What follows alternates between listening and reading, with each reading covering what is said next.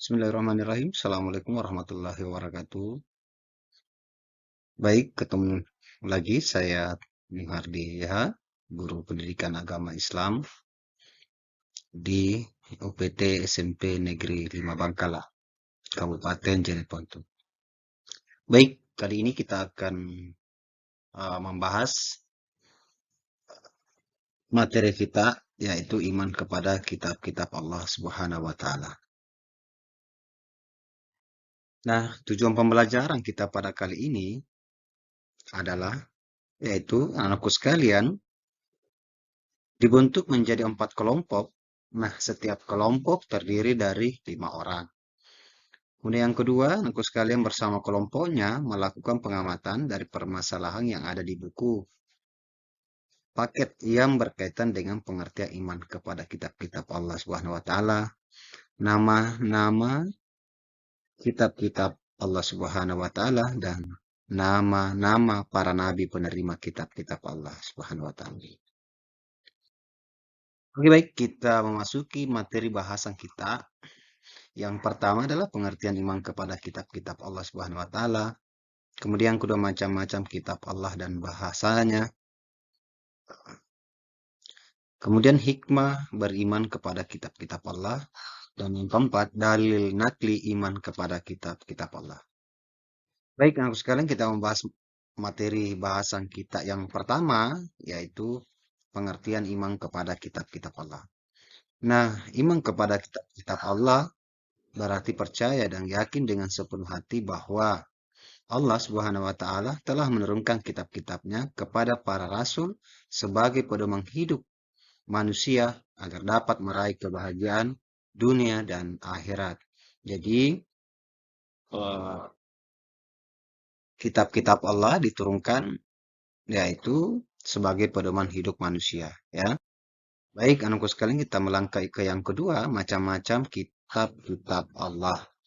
Nah, dalam Al-Quran dijelaskan terdapat 4 macam kitab, yaitu A, kitab Taurat, kemudian bagian B, kitab Sabur, kemudian C, kitab Injil, dan D, kitab Al-Quran. Kita membahas satu persatu kitab-kitab Allah. Yang pertama kita bahas adalah kitab Taurat. Nah, perlu anakku sekalian memahami bahwa kitab Taurat yang diturunkan kepada Nabi Musa alaihissalam.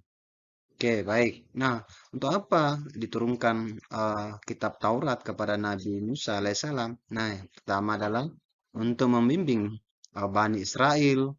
Yang kedua diturunkan di Bukit Tursina atau Sinai. Kemudian diturunkan pada abad ke-12 sebelum Masehi dan diturunkan dalam bahasa Ibrani, yaitu waqalal ladzina finnari di khazanati jahannama ada rabbakum yuwaffif anna yaumam minal azab. Artinya, dan sungguh telah kami anugerahi kepada Musa kitab Taurat agar mereka Bani Israel mendapat petunjuk. Ya, jadi ini adalah ayat yang menjelaskan tentang turunnya ayat kitab Taurat kepada Nabi Musa, ya. Baik, kita melangkah yang kedua, yaitu kitab Sabur. Nah, kitab Sabur ini diturunkan kepada Nabi Daud alaihissalam. Nah, kitab Sabur ini diturunkan kepada Nabi Daud untuk membimbing umat Yahudi.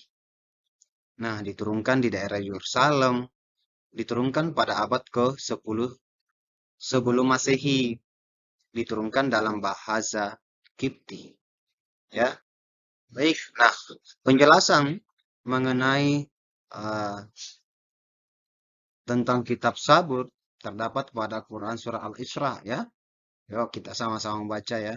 Faidza jaha wa'du ulahuma ba'athna alaikum ibadallana uli ba'sin syadidin fajasu khilalat diniyab wa kana wa'dam maf'ula. Artinya, dan Tuhanmu lebih mengetahui siapa yang di langit dan di bumi. Dan sungguh kami telah memberikan kelebihan kepada sebagian nabi-nabi atas sebagian yang lain, dan kami berikan sabur kepada Daud. Nah, ini adalah ayat yang menjelaskan tentang turunnya kitab sabur kepada Nabi Daud. Baik, kita melangkah ke bagian C, yaitu kitab Injil. Nah, di mana kitab Injil ini diturunkan kepada Nabi Isa alaihissalam untuk membimbing umat Nasrani, diturunkan di daerah Yerusalem, diturunkan pada awal abad 1 Masehi, dan diturunkan dalam bahasa Suryani, ya.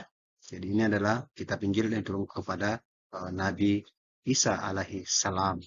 Nah, penjelasan terdapat pada Quran surat Maryam, ya. Yuk kita sama-sama lagi membaca. Qala inni abadullah ataniyal kitaba wa ja'alani nabiyya.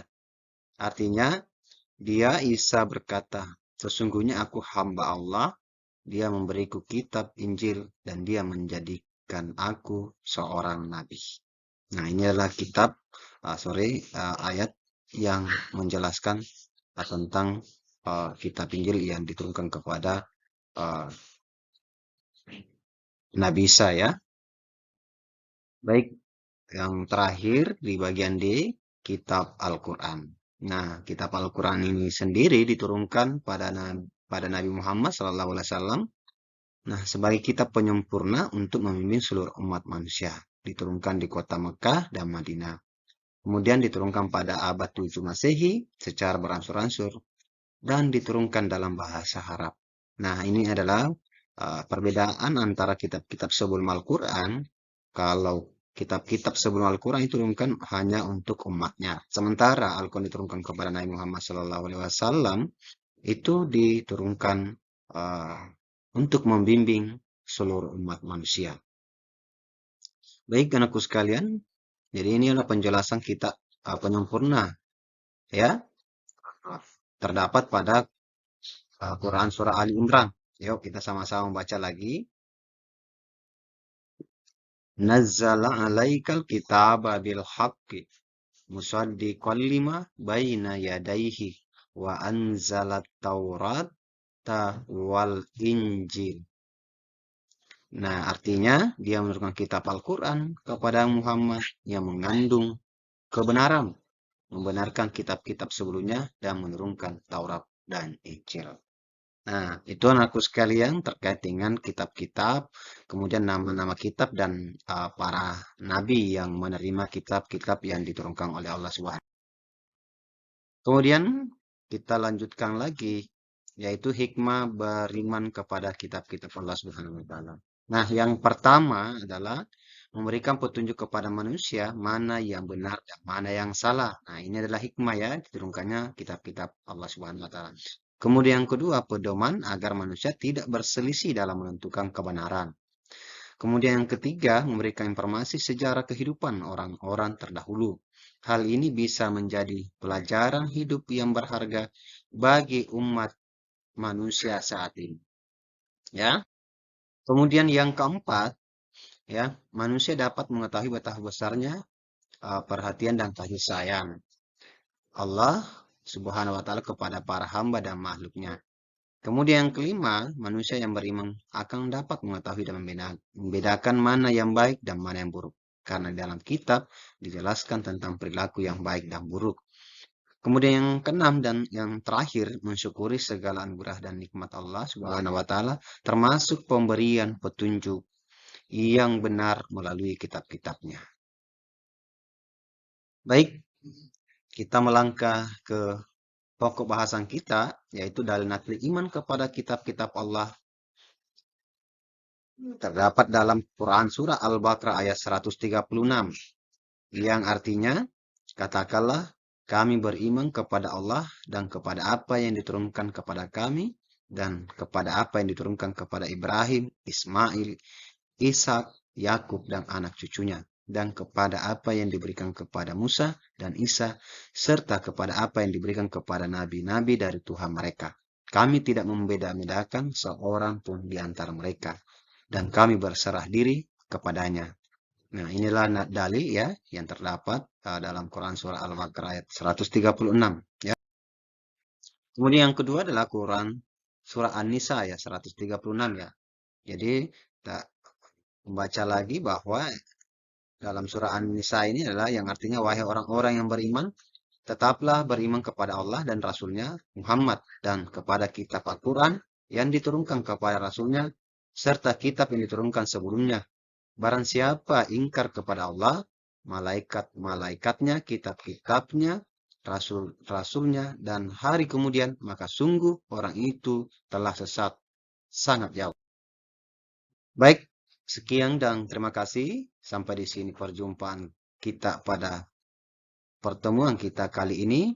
Mudah-mudahan apa yang kita sama-sama bahas, apa yang sama-sama kita pelajari dapat bermanfaat bagi kita semua sehingga pengetahuan tentang kitab-kitab uh, Allah yang diturunkan kepada para nabi uh, kita bisa memahami dan dapat kita pelajari dengan baik. Sekian, Assalamualaikum warahmatullahi wabarakatuh.